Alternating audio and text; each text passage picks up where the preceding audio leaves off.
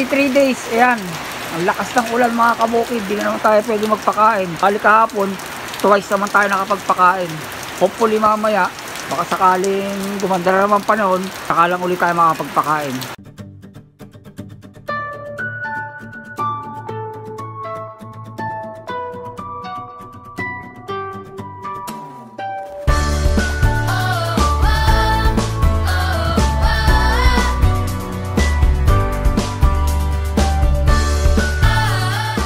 Yun, gumanda ang panahon natin mga kabukid ngayong hapon. Ayan, no? Ganda ng sikat ng araw. So makakapagpakain tayo. Magpupuro na tayo ng pre-starter mga kabukid. Naubos na natin yung mix ng Primas saka pre-starters. Pagpupuro mga kabukid, try muna natin yung 4 na tabo. Kasi ito, hindi tulad ng Primas na pino sila.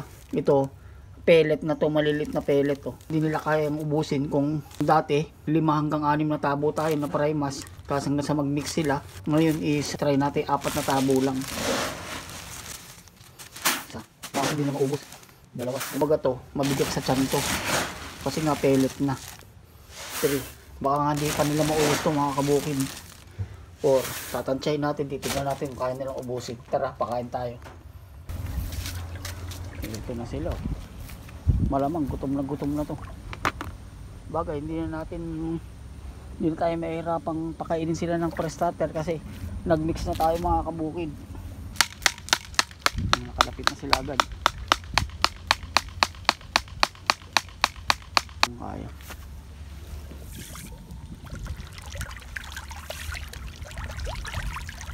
Yan ang kagandahan ng pag-mix sa mga kabukid.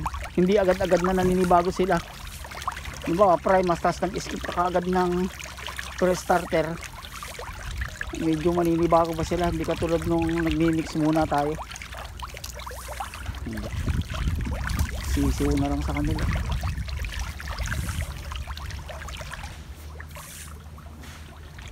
Pero pag bitin to mga kabukid, dagdag tayo. Dahil maaga pa naman.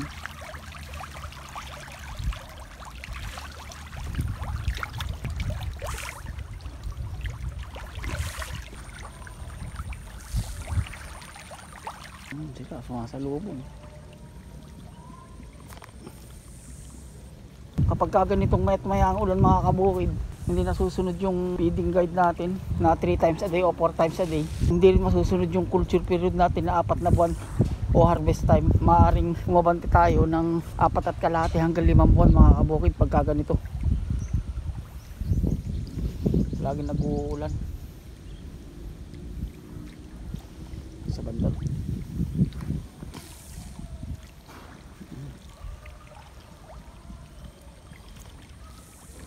Pag gumanda ang panahon hanggang mamaya, makakapagpakain tayo ng minsan pa.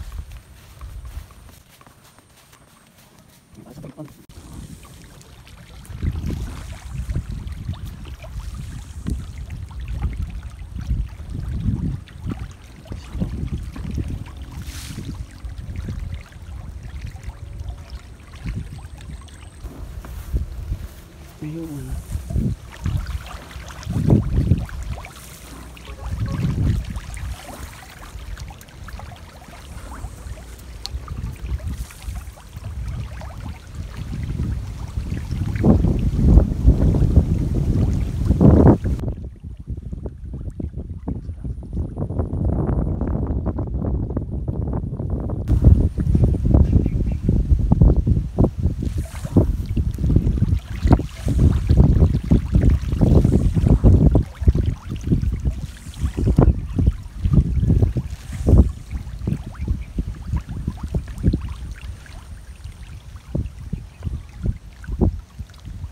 Sa ika-6 na pan sa likod ng kubo mga kabukid.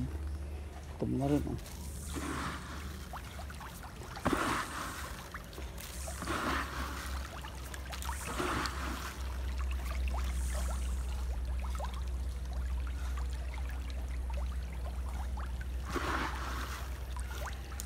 Sakto mga kabukid, ubos nila yung 4 na tabo. Pwede na tayo magdagdag bukas. 34 days mga kabukid, gumanda ang panahon, umaga. Kahapon, nakapagpakain tayo twice lang kasi nung umaga masama ang panahon. Ginawa na lang natin, naglinis na lang tayo ng mga tambak. Nag-grass cutter ako kabukid kahapon. Ayan, yan na sila. malinis na naman. Bali ang pakain natin kahapon, nag-start na tayo ng purong pre-starter. Nag-apat na tabo lang muna tayo, gawa nung baka medyo manibago pa sila. Pero ngayon balik tayo sa 5 tabo.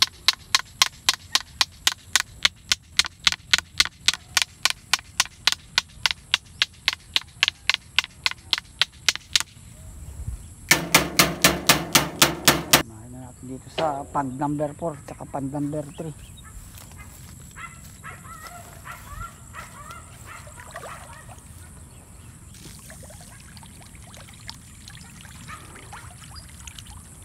Nung ika 30 days mga kabukid, ganito na sila. Sakto 1 buwan.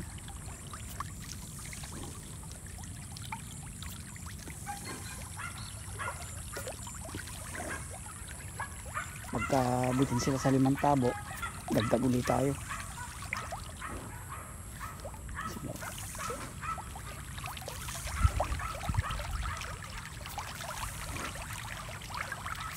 Gusto nila.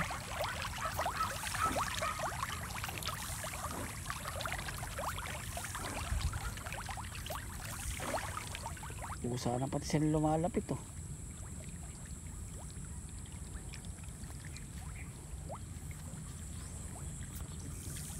Sana magtuloy-tuloy na yung ganda ng panahon. Pag nagtuloy-tuloy mga kabukid, makapag 3 o 4 na beses tayo magpakain ngayong araw na to. Ulan sila ron oh. Yun. Sabay lapit.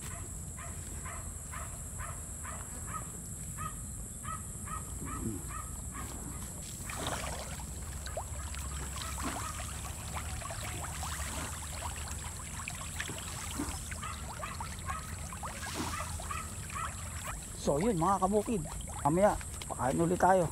Umaga ngayon.